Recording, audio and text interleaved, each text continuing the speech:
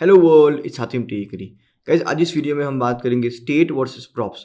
ये state versus props बहुत ही important concept है और इसका डिफरेंस समझना बहुत ही इंपॉर्टेंट है। क्यों? क्योंकि the most powerful thing in React is managing state and second is rerendering of the component on data change. मतलब कि रिएक्ट के अंदर मोस्ट पावरफुल चीज़ क्या है? डेटा को मैनेज करना और कंपोनेंट को रीरेंडर करना डेटा चेंज होने पे। तो ये दोनों चीज़ों को मैनेज करने के लिए we have state and props. तो इसीलिए स्टेट और प्रॉप्स समझना ज़रूरी है। तो इस वीडियो को एंड तक देखना, वीडियो को स्किप मत करना। अगर आप चाहो तो वीडियो को फास्ट स्पीड में देख सकते हो, लेकिन वीडियो को स्किप मत करना, नहीं तो आपको ये कॉन्सेप्ट क्लियर समझ नहीं आएगा। So without wasting time, let's get started. So guys, सबसे पहले इस वीडियो के अंदर हम समझेंगे कि स्टेट क्या है, फिर उसका एग्जाम्पल देखेंगे, फिर हम प्रॉप्स देखेंगे और उसका भी एग्जाम्पल देखेंगे, और फिर एंड में हम स्टेट और प्रॉप्स के बीच का डिफरेंस समझेंगे, जिससे कि आपको बहुत ज़्यादा क्लैरिटी मिलेगी कि स्टेट और प्रॉप्स के बीच में क्या डिफरेंस है। और हम कोड के एग्जाम्पल के साथ समझेंगे, डायग्राम के साथ समझेंगे, और मैं आपको पेन पेपर लेके समझाऊंगा कि स्टेट और प्रॉप्स किस तरीके से अलग अलग बिहेव करता है। तो सबसे पहले स्टेट क्या है? Okay, what is state? अब फर्स्ट पॉइंट है, state is a variable.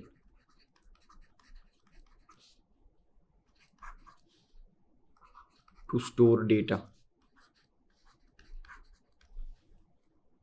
State is a variable to store data. Data को स्टोर करने के लिए एक वेरिएबल है, लेकिन नॉर्मल वेरिएबल और स्टेट में क्या डिफरेंस है वो आपको क्वेश्चन आ रहा होगा। सो गाइस, नॉर्मल वेरिएबल और स्टेट में डिफरेंस ये है कि नॉर्मल अगर हम रिएक्ट के कंपोनेंट के अंदर स्टेट को डिफाइन करेंगे और रिएक्ट के कंपोनेंट के अंदर हम नॉर्मल वेरिएबल को डिफाइन करेंगे, तो डिफरेंस ये होगा कि जब कंपोनेंट रीरेंडर होगा, फर्स्ट टाइम कंपोनेंट रेंडर हुआ, उसके बाद कोई रीज़न की वजह से, अब वो क्या रीज़न है वो हम अगली वीडियो में या आने वाली वीडियोस में समझेंगे, लेकिन किसी रीज़न की वजह से कंपोनेंट रीरेंडर हो रहा है, तो उस रीरेंडर के अंदर नॉर्मल वेरिएबल जो होगा वो रीसेट हो जाएगा। मतलब कि हमने यहाँ पे एक वेरिएबल क्रिएट किया, let A is equal to 100।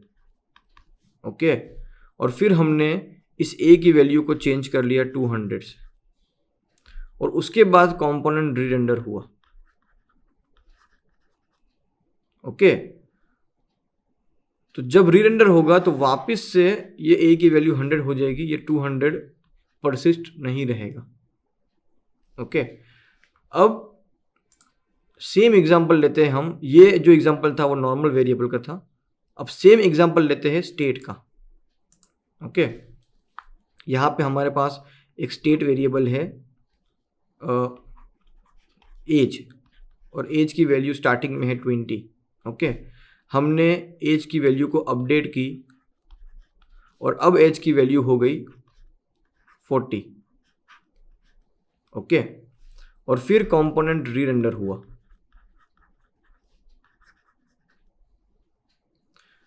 तो यहाँ पे इस केस के अंदर ये स्टेट की वैल्यू जब कंपोनेंट रीरेंडर होगा तो वापस से 20 नहीं होगी। ओके, वो 40 जो है वो परसिस्ट रहेगा। यहाँ पे पहले वैल्यू 20 थी, ओके, फिर 40 हो गई। अब जब कंपोनेंट रीरेंडर होगा तो यहाँ पे ये वैल्यू वापस 20 नहीं हो जाएगी, ये जो 40 है वो परसिस्ट रहेगा। ओके, तो यही डिफरेंस है नॉर्मल वेरिएबल और स्टेट के अंदर। तो इसीलिए स्टेट को यूज़ करते हैं कंपोनेंट के अंदर डेटा को परसिस्ट रखने के लिए। ओके गाइज, मैं अभी आपको जो समझा रहा हूँ वो कंपोनेंट के अंदर के पर्सपेक्टिव से समझा रहा हूँ। ओके, क्योंकि प्रॉप्स के अंदर हमारे पास दो अलग अलग पर्सपेक्टिव होंगे, इसलिए मैं आपको यहाँ पे ये पॉइंट मेंशन कर रहा हूँ कि अभी हम कंपोनेंट के अंदर है और उसके पर्सपेक्टिव से मैं आपको ये सारे कॉन्सेप्ट समझा रहा हूँ। तो उसका मतलब कि ये जो स्टेट है, ओके, ये जो स्टेट है वो क्रिएट होगा कंपोनेंट के अंदर। ओके, तो अब ये जो स्टेट है वो कंपोनेंट के अंदर होगा, तो ये जो डेटा चेंज हो रहा है और ये रीरेंडरिंग हो रहा है वो भी कंपोनेंट के अंदर ही हो रहा है। ओके, अब गाइज इसको और ज़्यादा क्लियर करने के लिए एक एग्जांपल, एक सिनेरियो समझाता हूँ कि हमारे पास एक कंपोनेंट के अंदर दो स्टेट है। ओके, वो भी हम एक एग्जांपल ले लेते हैं। यहाँ पे है स्टेट 1,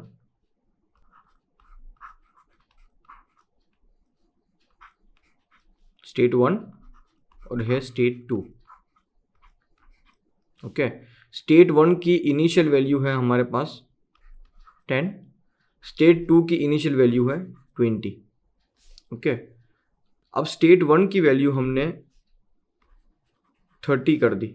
ओके, और स्टेट 2 की वैल्यू हमने 40 कर दी। ओके, अब आपको पता ही है कि जब भी स्टेट चेंज होगा तो कंपोनेंट रीरेंडर होगा।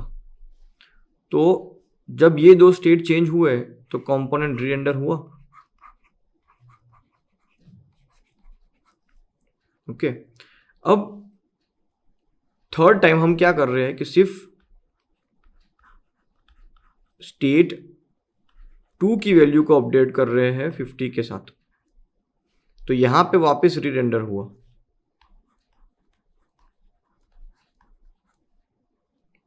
ओके, फर्स्ट स्टेट 1 की वैल्यू 10 थी, फिर और स्टेट 2 की वैल्यू 20 थी। स्टेट 1 की वैल्यू को हमने 30 कर दिया, स्टेट 2 की वैल्यू को 40 कर दिया।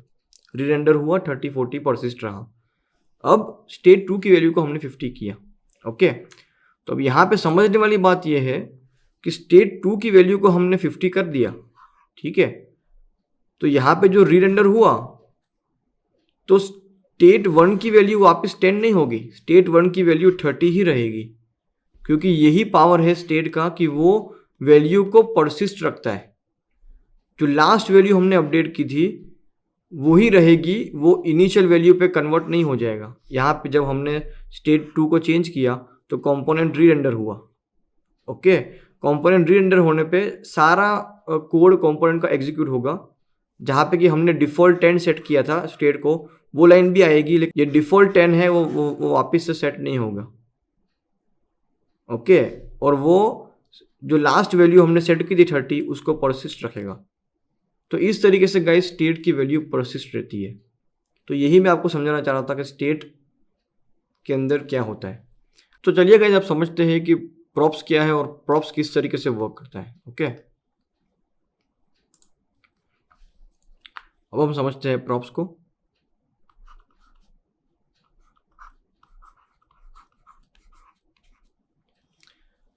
स्टेट के अंदर क्या था गाइस कि हमने स्टेट को कंपोनेंट के अंदर ही क्रिएट किया था। स्टेट कंपोनेंट के अंदर क्रिएट होता है और कंपोनेंट के अंदर ही यूज होता है। वो मैं पॉइंट एक लिखना भूल गया था यहाँ पे कि वो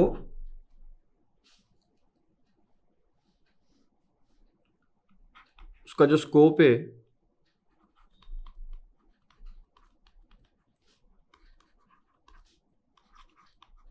with in the component,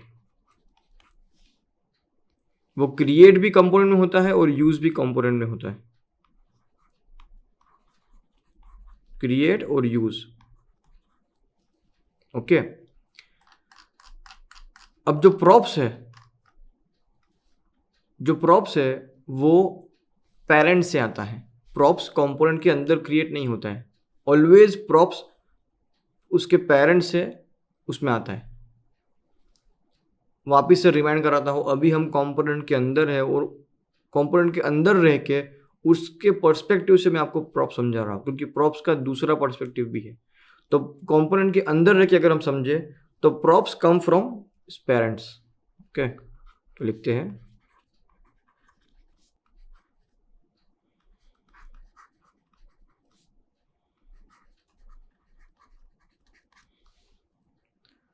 okay. दूसरी एक चीज़ है जो नहीं है कि प्रॉप्स को हम म्यूटेट नहीं कर सकते हैं। प्रॉप्स आता है उसके पेरेंट से, तो हमारे पास एक कंपोनेंट है, उस कंपोनेंट के पेरेंट से हमको प्रॉप्स आएगा। तो props is like a argument of function. जैसे कि जावास्क्रिप्ट में फंक्शन है और फंक्शन में हम कोई आर्ग्यूमेंट पास करते हैं, तो फंक्शन के अंदर के पर्सपेक्टिव से हम देखें तो props is like a argument, जो जब जो आ रहा है जहाँ पे कि हम फंक्शन कॉल कर रहे हैं, जहाँ पे हम वो फंक्शन कॉल कर रहे हैं वहाँ से वो आर्ग्यूमेंट हम पास कर रहे हैं और फंक्शन के अंदर हमें वो आर्ग्यूमेंट मिल रहा है। ओके, तो प्रॉप्स उसी उसी के जैसा है कि कंपोनेंट के अंदर अगर हम देखें तो प्रॉप्स हमें उसके पेरेंट से आ रहा है। ओके, तो it's like a argument. Okay,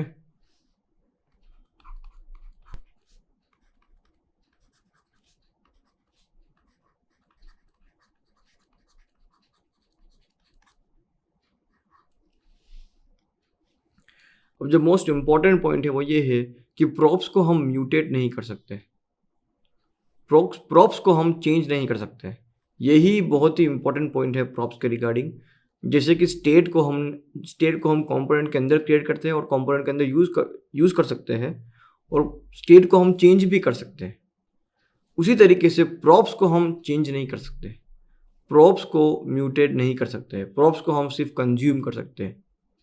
okay, और जब प्रॉप्स चेंज होगा तो वो कंपोनेंट को रीरेंडर करेगा। जैसे स्टेट चेंज होने पे कंपोनेंट रीरेंडर होता है, वैसे ही अगर प्रॉप्स की वैल्यू चेंज होगी तो वो कंपोनेंट को रीरेंडर करेगा।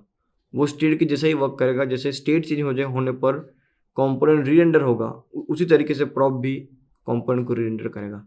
लेकिन डिफरेंस पार्ट सिर्फ एक ही है कि जो प्रॉप्स है उसको हम म्यूटेट नहीं कर सकते। उसका रीज़न ये है क्योंकि वो प्रॉप्स उस कंपोनेंट के अंदर क्रिएट नहीं हुआ है, वो प्रॉप्स उसके पेरेंट से आ रहा है। ओके, तो वो पॉइंट भी हम लिख देते हैं यहाँ पे, not mutable. Okay, not mutable.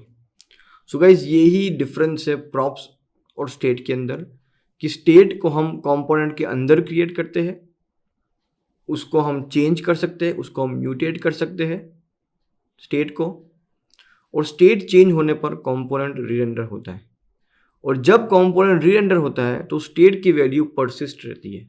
मतलब कि अगर ये वाला पॉइंट समझना है आपको कि रीरेंडर होने पर परसिस्ट रहती है और स्टेट चेंज होने पर रीरेंडर होता है, ये तो बहुत कंफ्यूजिंग पॉइंट है। इसीलिए मैं आपको ये एग्जांपल मैंने आपको समझाया कि स्टेट 1 और स्टेट 2 है, 10-20 वैल्यू है, स्टेट 1 की वैल्यू 30 की, स्टेट 2 की वैल्यू 40 की, रीरेंडर हुआ, ये वैल्यू परसिस्ट रही।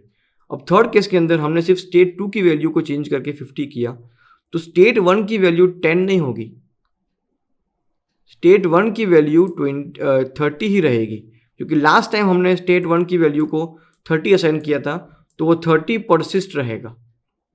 यही पावर है स्टेट का। ओके, अब यहाँ पे प्रॉप्स के अंदर हम प्रॉप्स को चेंज नहीं कर सकते, ये वाला प्रॉप्स को हम चेंज नहीं कर सकते कंपोनेंट के अंदर रह के। क्यों? क्योंकि जो प्रॉप्स है वो पेरेंट से आ रहा है। ओके, कंपोनेंट के अंदर क्रिएट नहीं हो रहा है, वो प्रॉप्स पेरेंट से आ रहा है, इसीलिए हम प्रॉप्स को चेंज नहीं कर सकते। हाँ, उसका पेरेंट अगर चेंज करेगा, उसका पेरेंट अगर प्रॉप्स को चेंज करेगा तो डेफिनेटली कंपोनेंट रीरेंडर होगा। ओके, तो ये गाइज डिफरेंस है प्रॉप्स और स्टेट के अंदर। चलिए गाइज अब कोड के एग्जांपल से थोड़ा समझ लेते हैं, जिससे कि आपको ये कॉन्सेप्ट और ज़्यादा क्लियर हो जाएगा। चलिए ओपन करते हैं। ओके, उसमें लिखते हैं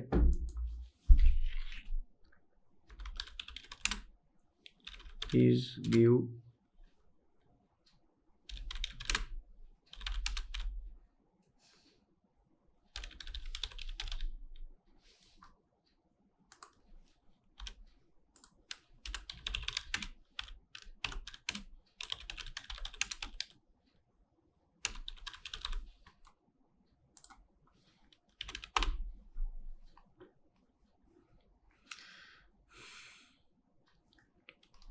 देखिएगा यहाँ पे एक काउंटर कंपोनेंट क्रिएट किया है और उस काउंटर कंपोनेंट के अंदर हमारे पास काउंट स्टेट क्रिएट किया है। ओके, इस काउंट स्टेट को हम यहाँ पे कंज्यूम कर रहे हैं।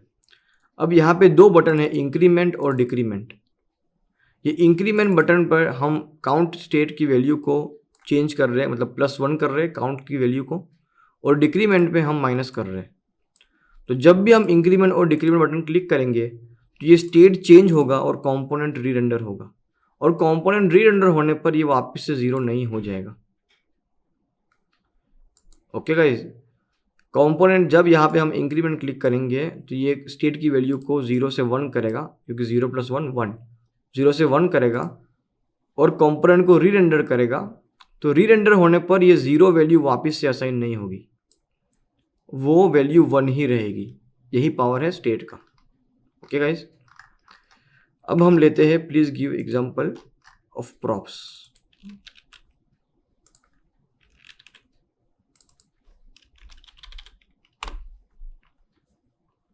ओके, वो 2 रिस्पॉन्स दे रहा है, लेट्स सी।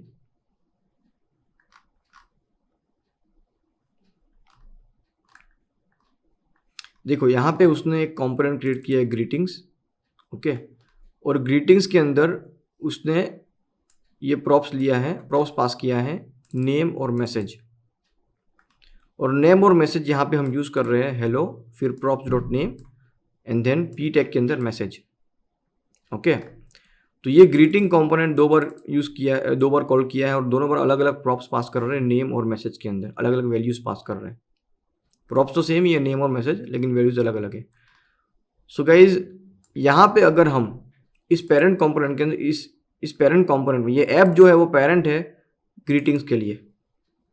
तो ऐप कंपोनेंट के अंदर अगर हम नेम के लिए अगर कोई स्टेट क्रिएट करें और यहाँ पे उस स्टेट की वैल्यू को असाइन करें इस जगह पे, और फिर हम उस नेम स्टेट को अपडेट करेंगे, तो डेफिनेटली ये वाला ग्रीटिंग, ये फर्स्ट जो वर्जन है ग्रीटिंग का, वो री रेंडर होगा।